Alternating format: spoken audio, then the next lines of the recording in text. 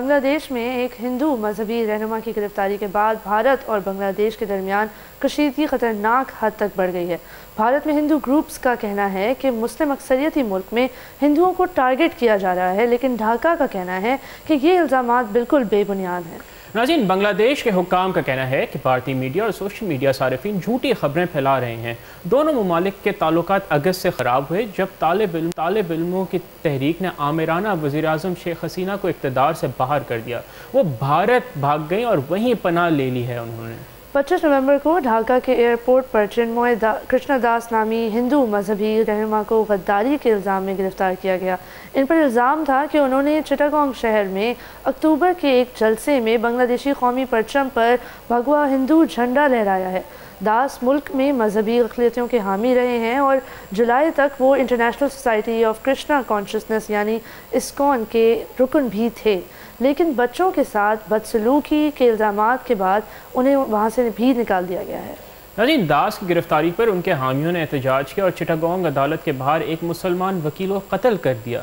پڑوسی ملک بھارت میں مظاہرین نے داس کی رہائی کا مطالبہ کیا، جو ابھی تک حراست میں ہیں۔ ان کی اگلی ضمانت کی سماعت 2 جنوری کو ہونی ہے۔ ہندو گروپس نے ریلیز نکالی اور وزیر اعظم نریندر مودی پر زور دیا کہ وہ داس کی رہائی کے لیے ڈھاکہ پر دباؤ ڈالیں۔ بھارت کے حکمران ہندو نیشنلسٹ پارٹی بی جے پی کی آئیڈیالوجیکل رہنما RSS کے نیشنل کمیٹی ممبر وی بھگیا نے کہا ہے کہ بنگلہ دیش میں ہندوؤں کی جینوسائیڈ ہو رہی ہے۔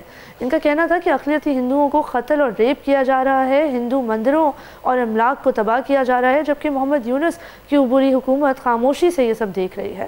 ناظرین، یہاں پہ یہ بتانا بہت ضروری ہے کہ جیسے پاکستان میں بعض اوقات بیرونی میڈیا اقلیتوں کے مسائل کو بڑھا چڑھا کر پیش کرتا ہے، اسی طرح بھارتی میڈیا بھی کر رہے ہیں۔ انڈین آرمی کے سابق میجر جنرل گگندیپ بخشی، جو اکثر نیشنل ٹی وی چینلز پر سیکیورٹی اینالسٹ کے طور پر آتے ہیں، انہوں نے کہا ہے کہ بنگلہ دیش میں ہندوؤں کا ظلم روکنے کا واحد حل مسلم اکثریتی بنگلہ دیش میں سے ایک ہندو نیشن نکالنا ہے۔ ویسے وہ اس طرح کے پلوٹونیم آئیڈیا کو کافی زیادہ آتے ہیں، اور ویسے بھی سیکیورٹی اینالسٹ کافی انٹرسٹنگ اسٹیٹمنٹ دیتے ہیں۔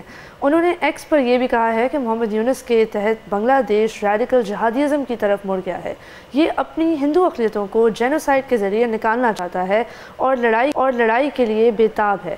انہوں نے کہا ہے کہ بنگلہ دیش کو 2 حصوں میں تقسیم کر دیا جائے اور بنگلہ دیشی ہندوؤں کے لیے ایک الگ ملک بنانا چاہیے۔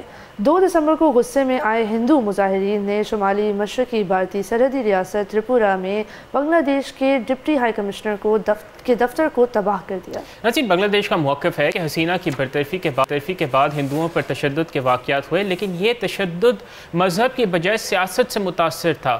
چٹاگانگ میٹروپولیٹن پولیس کے کمشنر حسیب عزیز نے کہا ہے کہ ہندو کمیونٹی کو پرتشدد طور پر ٹارگٹ کیے جانے کا الزام مکمل طور پر بے بنیاد ہے۔ انہوں نے یہاں پہ مزید کہا کہ بھارتی میڈیا میں سامنے آنے والے الزامات کہ ہندو ظلم کا شکار ہیں، ان میں سے 1% بھی سچ نہیں ہے۔ انہوں نے کہا ہے کہ یہ الزام کہ چنموئے داس کو ہندو ہونے کی وجہ سے گرفتار کیا ہے بالکل بے بنیاد ہے۔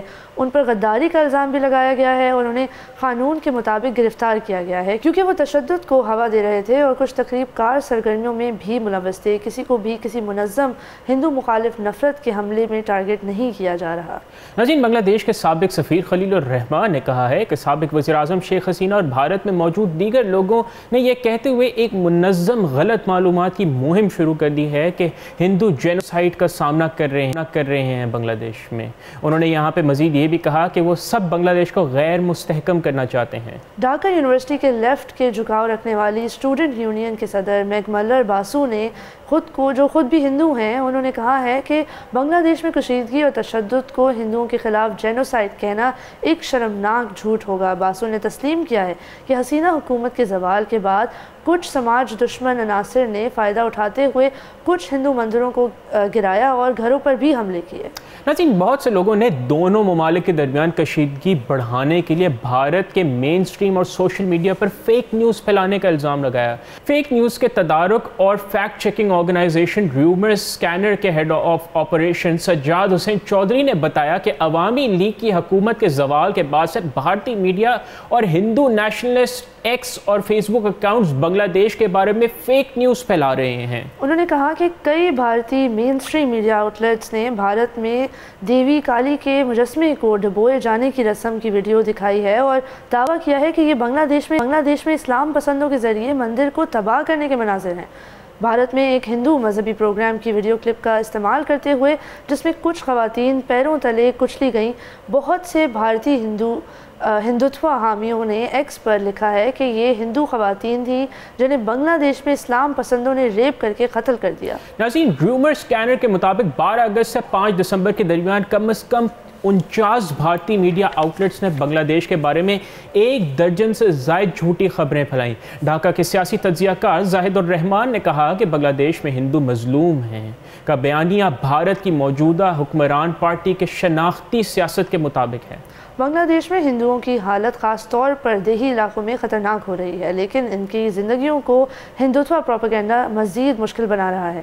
بنگلہ دیش کے ہندوؤں کا کہنا ہے کہ انہیں مسلسل اپنے ملک سے وفاداری کا ثبوت دینا پڑتا ہے، خاص طور پر جب بھارت کے مسائل کو ہوا دے رہے ہو۔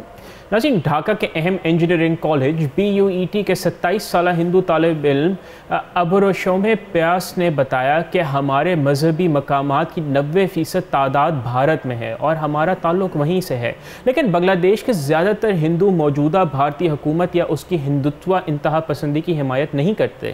29 سالہ فارماسسٹ چکرورتی نے کہا ہے کہ بنگلہ دیش کے ہندو دو طرفہ مسئلے کے سامنا کر رہے ہیں۔ ایک طرف بھارتی میڈیا غلط معلومات پھیلا رہا ہے اور واقعات کو بڑھا چڑھا کر پیش کر رہا ہے جن میں سے کچھ تو کبھی ہوئے ہی نہیں۔ یہ بھارت مخالف جذبات کو ہوا دیتا ہے جو بدلے میں ہم ہندوؤں میں غیر محفوظ ہونے کا احساس پیدا کرتا ہے۔ ناظرین، پچھلے ہفتے کی ایک اور مثال لیں تو سونم گنج کے ہندو کرشنا داس نے کبھی نہیں سوچا تھا کہ ان کی پرامن زندگی ایک معمولی منگل کی شام تباہ ہو جائے گی۔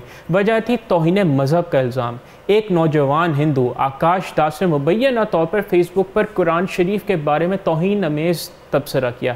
یہ تبصرہ سوشل میڈیا پر تیزی سے پھیل گیا جس سے احتجاج شروع ہو گئے اور کشیدگی بڑھ گئی۔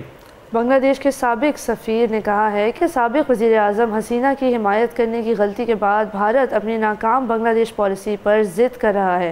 نوبیل انعام یافتہ محمد یونس کی قیادت میں اسلام پسند نظام ہونے اور ہندو اقلیت کے خلاف نسل کشی کے الزامات کو مضحکہ خیز حد تک غلط ہیں۔ سبسکرائب کریں اور بیل دبائیں تاکہ کوئی خبر رہ نہ جائے۔